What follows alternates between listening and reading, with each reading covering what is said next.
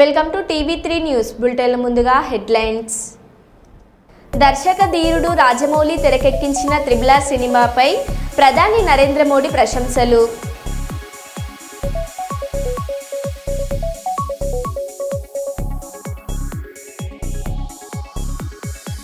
Dial 100కు phone చేసిన వెంటనే స్పందించిన జైపూర్ పోలీస్ అధికారులు.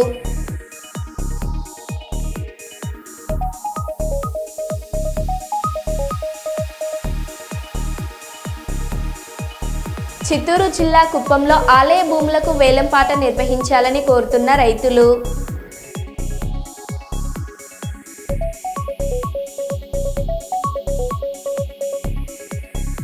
అజ్జీవన్ జీఎం కార్యాలయంలోని కాన్ఫరెన్స్ హాల్లో మీడియా సమావేశం.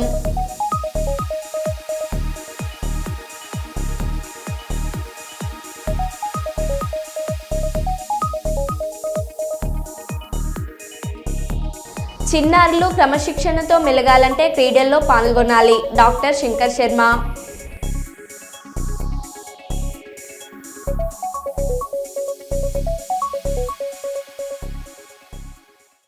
ఇక వివరాల్లోకి వెళ్తే, అజ్జీవన్ జీఎం కార్యాలయంలోని కాన్ఫరెన్స్ హాల్లో శుక్రవారం ఏర్పాటు చేసిన మీడియా సమావేశంలో జీఎం మాట్లాడుతూ, అజ్జీవన్లో 4,50,000 రవాణాకు గాను 4,68,000 రవాణాను చేయడం జరిగిందని, ఉత్పత్తిలో మాత్రం వెనుకబడ్డామని, అందుకు చాలా కారణాలు ఉన్నాయన్నారు. OC5లో ఈసారి 49% ఉత్పత్తిని సాధించడం కూడా ఒక కారణమని తెలిపారు. ఓసీలలో ఉత్పత్తిని పెంచడానికి OBని 20% ఎక్కువగా తీయడానికి ప్రణాళికలు సిద్ధం చేశామన్నారు. అలాగే C&ND చొరవతో GDK11 ఇంక్లైన్లో 3వ కంటిన్యూస్ మైనర్ను పెట్టుకుంటున్నామని తెలిపారు. అజ్జీవన్లో కార్మిక కుల సంక్షేమం, ఆరోగ్యం, భద్రతపై కూడా దృష్టి సారించబడి జరిగిందని అన్నారు.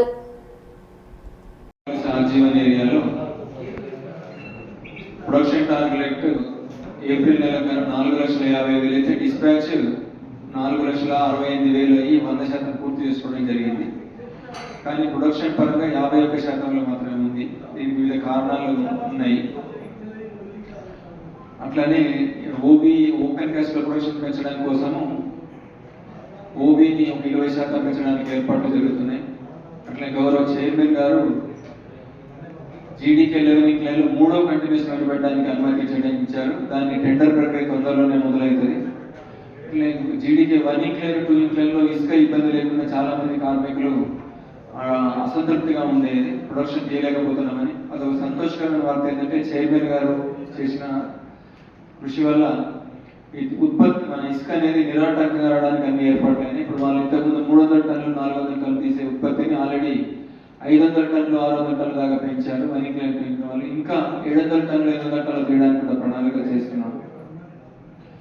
ఇది స్థూలంగా అజ్జీవన్ ఏరియాకి సంబంధించింది. ఇదే ఒక ఉత్సాహం కనబరిచి, ఇంతకుముందు అట్లనే 3 రేకులు చేసేది CHPలో 4 రేకులు చేస్తూ CHP వాళ్ళు కానీ డిస్పాచ్లలో కానీ అందరూ ఉత్సాహంగా పనిచేస్తున్నారు. ఇదే ఉత్పత్తిని కొనసాగించి ఈరోజు చైర్మన్ గారు డైరెక్టర్లతో మీటింగ్ ఇవ్వడం జరిగింది. ఈ యొక్క రేకులను 5 రేకులకు చేయాలని, అజ్జీవన్ ఏరియాలో ఉత్పాదకం పెంచాలని కోరడం జరిగింది. అందరి యొక్క సహకారంతో కార్మికులు, సూపర్వైజర్లు, అధికారులు, యూనియన్ నాయకులు అందరి యొక్క సహకారంతో ఇదే ఉత్సాహాన్ని కొనసాగిస్తూ అజ్జీవన్ ఏరియాని ఉత్పత్తి లక్ష్యాలను సేఫ్టీగా సాధిస్తూ కార్మికుల యొక్క సంక్షేమం, ఆరోగ్యము, భద్రత, సేఫ్టీ వీటిని పిల్లర్లుగా పెట్టుకొని ముందుకు పోవాలిగా కోరుతున్నాను. నమస్కారం. ఒక విషయము, గత సంవత్సరాలలో కొంచెము ఎండాకాలం వస్తే డ్రింకింగ్ వాటర్ ప్రాబ్లం అయిందని ప్రెస్ మిత్రులు కానీ, యూనియన్ నాయకులు కానీ, ఎమ్మెల్యే గారు అని అడగడం జరిగింది. దాన్ని చూసి ఏర్పాట్లన్నీ చేసి ఇప్పటిదాకా ఏ రకమైన లోడ్ రాకుండా వాటర్ సప్లై చేస్తూనే ఉన్నాము. ఇప్పుడు చేసిన ఏర్పాట్లతో ఇక ముందు కూడా రాబోయే 1-2 నెలల్లో కూడా ఏ రకమైన లోడ్ రాకుండా వాటర్ సప్లై చేస్తామని పూర్తి హామీ ఇస్తున్నాం. ఓకే, ఈ సందర్భంగా చేసే రిక్వెస్ట్ ఏంటంటే, కొంచెం నీటిని ఎండాకాలం కాబట్టి పొదుపుగా వాడుకోవాల్సిందిగా రిక్వెస్ట్ చేస్తాం. Thank you. అజ్జీవన్ ఏరియాలో ప్రొడక్షన్ టార్గెట్ ఏప్రిల్ నెల 4,50,000 అయితే డిస్పాచ్ 4,68,000 అయ్యి 100% పూర్తి చేసుకోవడం జరిగింది. కానీ ప్రొడక్షన్ పరంగా 51% మాత్రమే ఉంది. దీనికి వివిధ కారణాలు ఉన్నాయి. అట్లానే ఓబీ ఓపెన్ కాస్ట్ ప్రొడక్షన్ పెంచడానికి కోసము ఓబీని ఒక 20% పెంచడానికి ఏర్పాట్లు జరుగుతున్నాయి. అట్లే గౌరవ చైర్మన్ గారు జీడీకే లెవెలింగ్ లైన్ 3వ కంటిన్యూస్ పెట్టడానికి అనుమతి ఇచ్చారు. దాన్ని టెండర్ ప్రక్రియ తొందరలోనే మొదలవుతుంది. ఇట్లే జీడీకే 1 ఇంక్ లైన్ 2 ఇంక్ లైన్లో ఇసుక ఇబ్బంది లేకుండా చాలా మంది కార్మికులు అసంతృప్తిగా ఉండేది, ప్రొడక్షన్ చేయలేకపోతున్నామని. అదొక సంతోషకరమైన వార్త ఏంటంటే చైర్మన్ గారు చేసిన కృషి వల్ల ఈ ఉత్పత్తి మన ఇసుక అనేది నిరాటంకంగా రావడానికి అన్ని ఏర్పాట్లు యొక్క సంక్షేమం, ఆరోగ్యము, భద్రత, సేఫ్టీ వీటిని పిల్లర్లుగా పెట్టుకొని ముందుకు పోవాలిగా కోరుతున్నాను. నమస్కారం. ఒక విషయము, గత సంవత్సరాలలో కొంచెము ఎండాకాలం వస్తే డ్రింకింగ్ వాటర్ ప్రాబ్లం అయిందని ఇప్పుడు ప్రెస్ మిత్రులు కానీ యూనియన్ నాయకులు కానీ ఎమ్మెల్యే గారు అని అడగడం జరిగింది. దాన్ని చూసి ఏర్పాట్లన్నీ చేసి ఇప్పటిదాకా ఏ రకమైన లోడ్ రాకుండా వాటర్ సప్లై చేస్తూనే ఉన్నాము. ఇప్పుడు చేసిన ఏర్పాట్లతోని ఇక ముందు కూడా రాబోయే 1-2 నెలల్లో కూడా ఏ రకమైన లోడ్ రాకుండా వాటర్ సప్లై చేస్తామని పూర్తి హామీ ఇస్తున్నాం.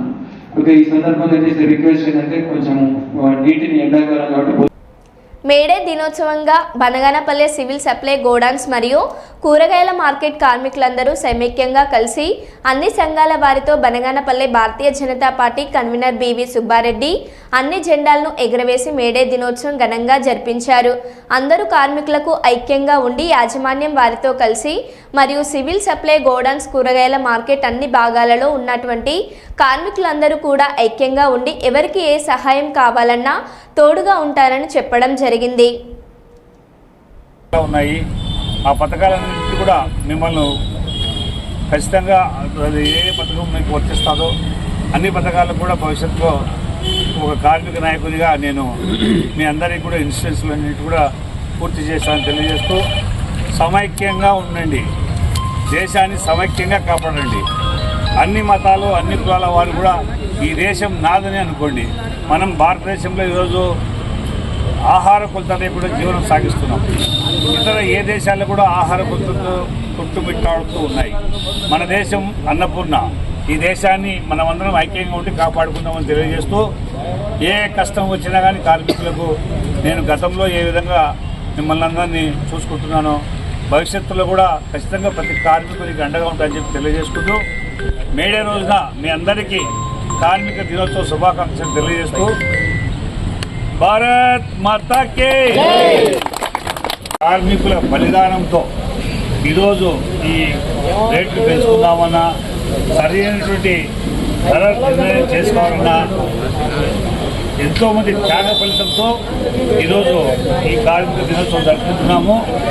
నేను ఇక్కడ ఉన్నటువంటి అందరినీ కోరేది ఏమంటే, ఇది భారతదేశం, ఇది మన దేశం. మన దేశంలో ఉన్నటువంటి హిందువులు, క్రిస్టియన్లు, ముస్లింలు అందరూ కూడా ఐక్యమత్యంగా ఉండాలి. ఎవరి మతాన్ని వాళ్ళు గౌరవించాలి. ఏ మతాన్ని కూడా కించపరిచి మాట్లాడే విధానం రాకుండా సెక్యులర్ విధానంతో భారతదేశంలో అందరము, ఎందుకంటే మన భారతదేశంలో ఆహార కొరత లేదు, నీనా అన్న నిబంధన లేకుండా ప్రతి ఒక్కరం సంపూర్తిగా ఆహారాన్ని స్వీకరిస్తున్నాం. ఇక్కడ ఉన్నటువంటి అందరం కూడా కుల మతాలకు అతీతంగా మనం బ్రతుకుతున్నాం.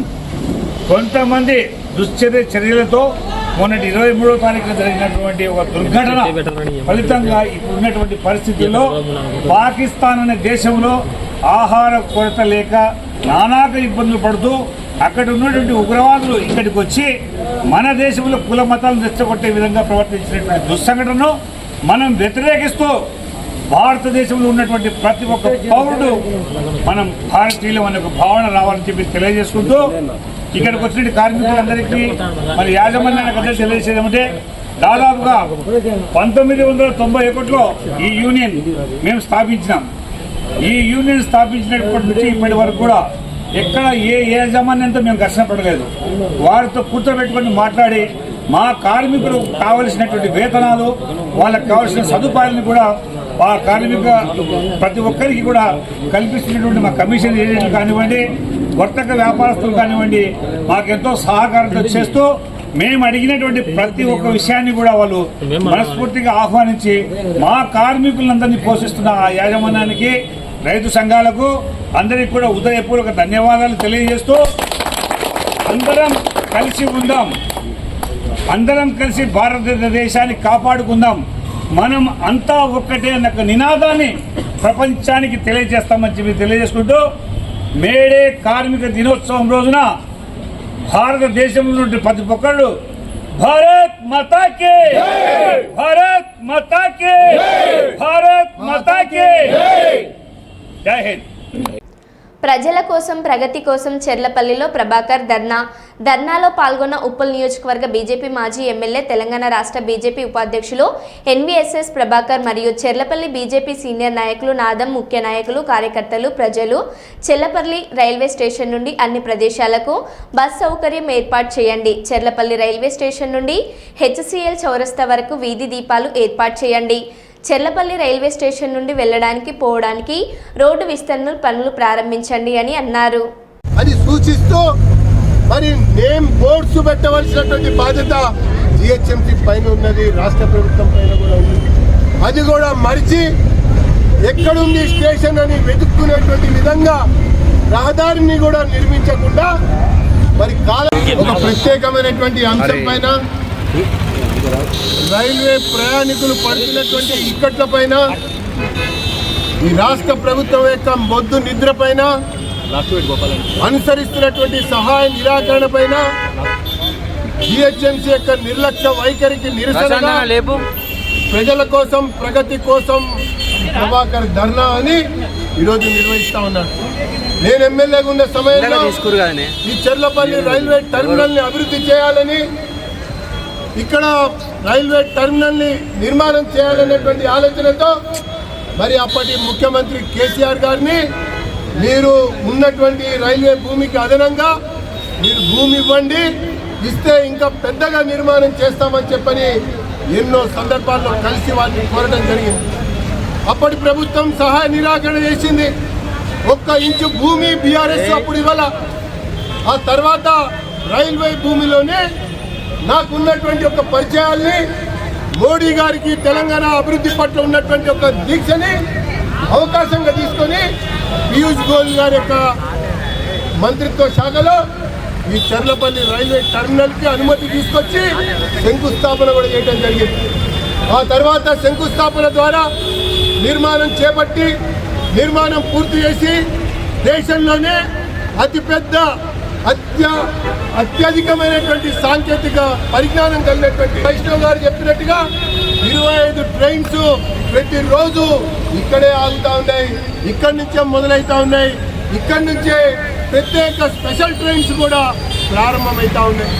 కానీ దురదృష్టం ఏంటంటే ఈ ప్రభుత్వం సహాయ నిరాకరణ వల్ల, రహదారి నిర్మాణం చేయకపోవడం వల్ల, వీధి లైట్లు ఏర్పాటు చేయకపోవడం వల్ల, వివిధ డిపోల నుంచి బస్సుల యొక్క సంఖ్యని సౌకర్యాన్ని కల్పించకపోవటం వల్ల రైల్వే ప్రయాణికుల పాటలు అంతా ఇంత కాదని చెప్పని వారు నాకు మెసేజ్ ఇస్తూ ఉన్నారు, మరి వాట్సాప్ చేస్తూ ఉన్నారు. మా యొక్క చెర్లపల్లి రైల్వే టెర్మినల్ సలహా మండలి సభ్యులకు కూడా సమాచారాన్ని ఇస్తూ ఉన్నారు. మరి ఈ విషయాలన్నీ గమనించి ఈ ప్రభుత్వం యొక్క నిర్లక్ష్య వైఖరిని నిలదీయాలి, జిహెచ్ఎంసీ యొక్క మొండి వైఖరిని నశింపజేయాలి, వివిధ డిపోల నుంచి బస్సులు ఇక్కడికి ఏర్పాటు చేసే విధంగా ఒత్తిడి పెంచాలన్నటువంటి ఒక ఆలోచనతో ఈరోజు ఒక సింబాలిక్ గా 3 గంటల కొరకు ధర్నాను ఏర్పాటు చేయడం జరిగింది. ఈ ధర్నాకి ఈ చుట్టుపక్కల శివారు ప్రాంతాల నుంచి మన యొక్క చెర్లపల్లి రైల్వే టెర్మినల్ కి సంబంధించినటువంటి అనేక మంది పౌరులు ఇక్కడికి నిచ్చేసి పాల్గొంటున్నటువంటి ధర్నాలో ఖచ్చితంగా ఈ ప్రభుత్వాన్ని నిలదీస్తా ఉన్నాం. ఒకవైపున 450 కోట్లతో కేంద్రం అభివృద్ధి చేసి నిధులు వెచ్చించి నిర్మాణం పూర్తి చేసి జాతికి అంకితం చేస్తే నువ్వు కనీసం బస్సు ఏర్పాటు చేయలేవా, నువ్వు కనీసం వీధి లైట్లు ఉంచలేవా, నువ్వు కనీసం దీనికి దారి ఇది అని సైన్ బోర్డులు పెట్టవా అనేటువంటి ఒక విషయాన్ని లోకం దృష్టికి తీసుకుపోవాలి, ప్రభుత్వం మెడలు వంచాలనేటువంటి ఆలోచనతో ఈరోజు ఇక్కడ ధర్నా చేపట్టడం జరిగింది. ఈ అంశం పైన, ఈ విషయాలపైన, ఈ డిమాండ్ల సాధన పైన మరొక 15 రోజుల పాటు ఈ రాష్ట్ర ప్రభుత్వానికి, ఈ జిహెచ్ఎంసీకి గడువిస్తా ఉన్నాం. బస్సుల సంఖ్య పెంచకపోయినా, వీధి దీపాలు ఏర్పాటు చేయకపోయినా, రహదారి నిర్మాణం పూర్తి చేయకపోయినా మౌలిక వసతులు కల్పించకపోయినట్టయితే మా యొక్క ఉద్యమం ఉధృతంగా ఉంటుంది. ఈ ప్రభుత్వాన్ని దిగ్బంధనం చేసి కొన్ని వేల కోట్ల రూపాయలు ఖర్చు పెట్టి అభివృద్ధి చేస్తున్నటువంటి కేంద్ర ప్రభుత్వానికి ఈ సహాయ నిరాకరణ, ఈ దొల్లతనాన్ని, ఈ నిర్లక్ష్య వైఖరిని, ఈ యొక్క అలసత్వాన్ని, నిర్లక్ష్యాన్ని మరింతగా జనంలో తీసుకెళ్లి ఎండగడతామన్నటువంటి విషయాన్ని తెలియజేసుకుంటూ ఈ యొక్క ధర్నా 1 గంట వరకు కొనసాగుతుందని చెప్పని పేర్కొంటున్నా. ధన్యవాదాలు. మెదక్ జిల్లా ఆందోళన నియోజకవర్గం టేక్మల్ మండల కేంద్రంలో మేడే సందర్భంగా సఫాయి కార్మికులు మేడేను ఘనంగా నిర్వహించడం జరిగింది. ఈ కార్యక్రమంలో వివిధ పార్టీల నాయకులు కార్యకర్తలు పాల్గొన్నారు.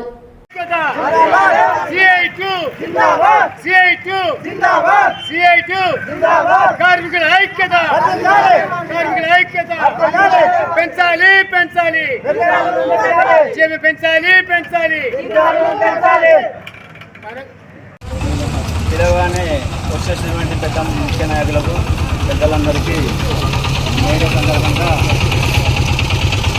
తరఫున అందరికీ శుభాకాంక్షలు.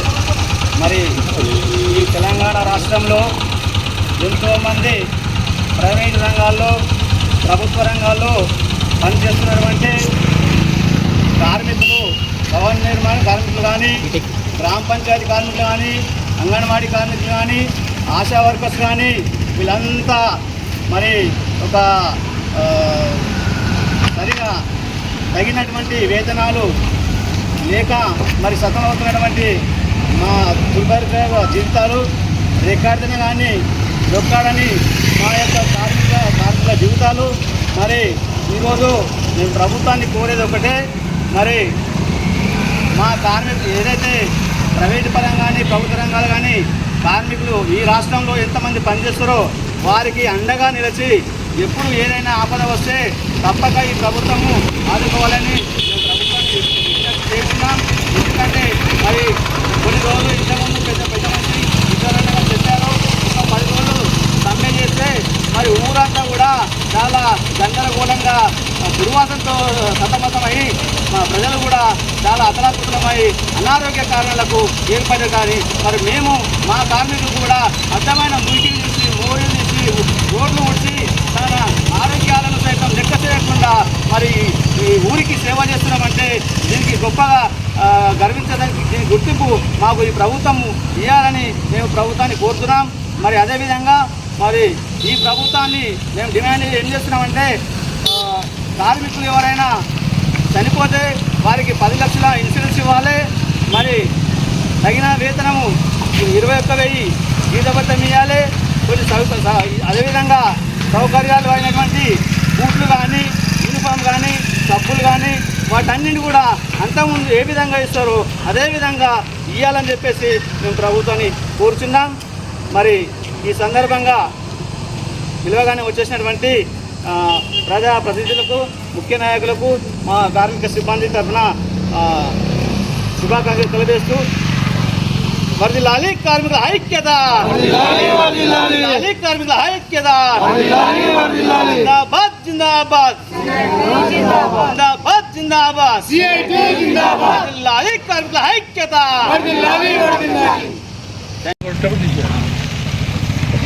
మేడే సందర్భంగా అందరికి శుభాకాంక్షలు చెప్తున్న కార్మికులకు, ఏ దేశమైనా, ఏ ఊరైనా, ఏ రాజ్యమైనా మరి ప్రపంచం అభివృద్ధి చెందాలి, ప్రపంచం అభివృద్ధి బాటలో పయనించాలంటే దాని వెనుక ఉన్నదంతా శ్రామిక శక్తి, కార్మిక శక్తి ఎక్కడైతే బాగుంటుందో వాళ్ళు సంతోషంగా ఉంటారో ఆ దేశం సుసంపన్నలతో మరి విరజిల్లుతుందని సందర్భంగా తెలియజేస్తున్నాను.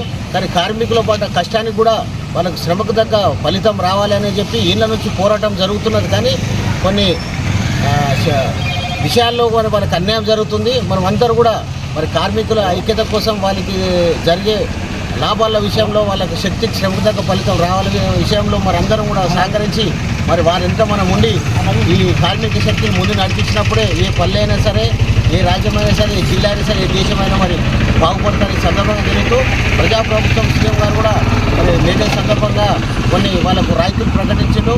మరి ఎవరైతే బీమా చేసుకుంటారో లేబర్ బీమా వారికి చనిపోయిన కార్మికులకు ప్రమాదవశాత్తు మరి 6 లక్షలు, తర్వాత సాధారణ మరణానికి కూడా మరి ఎన్నో రాయితీలు కల్పించినారు. ఇలాంటి ప్రభుత్వ బెనిఫిట్స్ను కూడా మరి మీరందరూ వినియోగించుకోవాలి.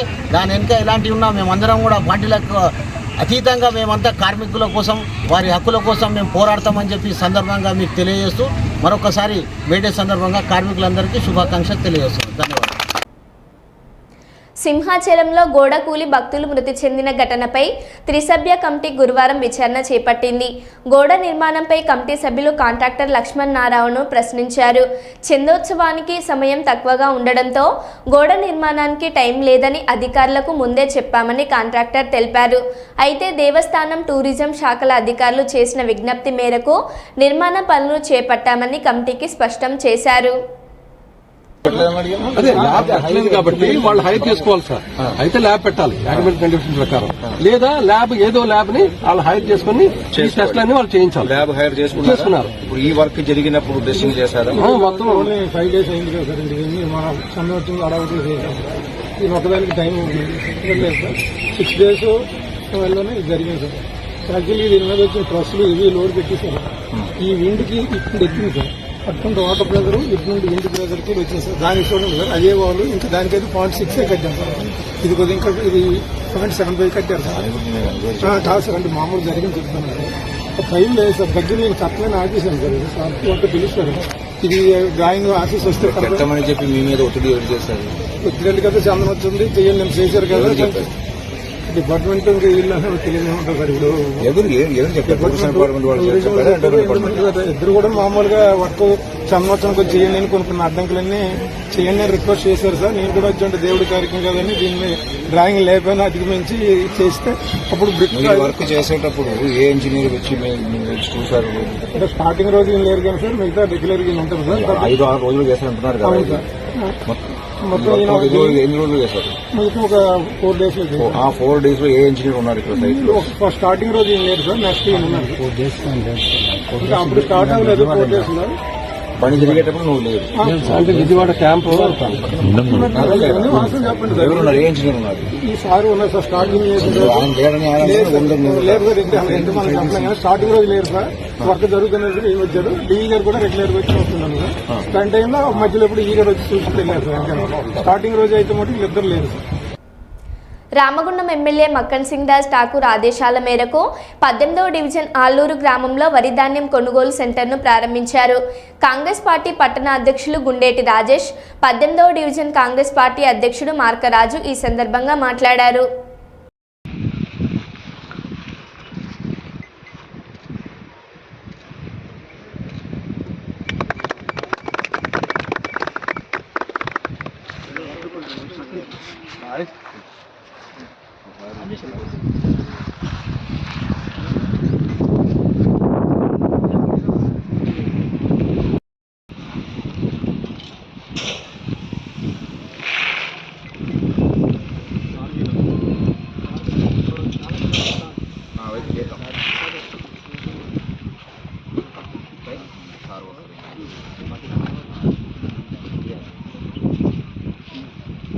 తీసుకో.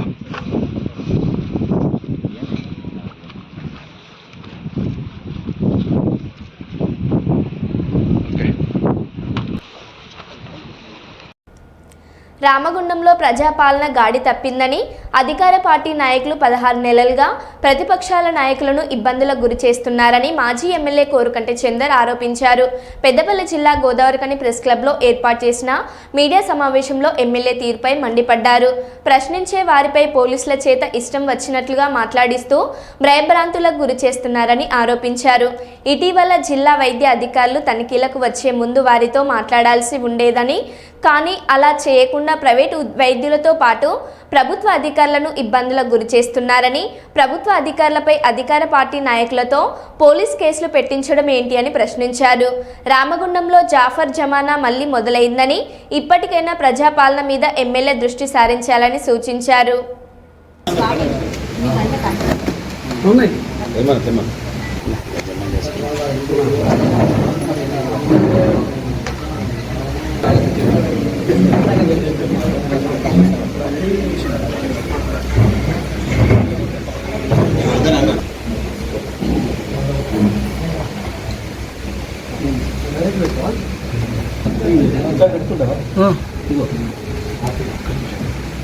గుండం ప్రజాపాలనలో గాడి తప్పింది.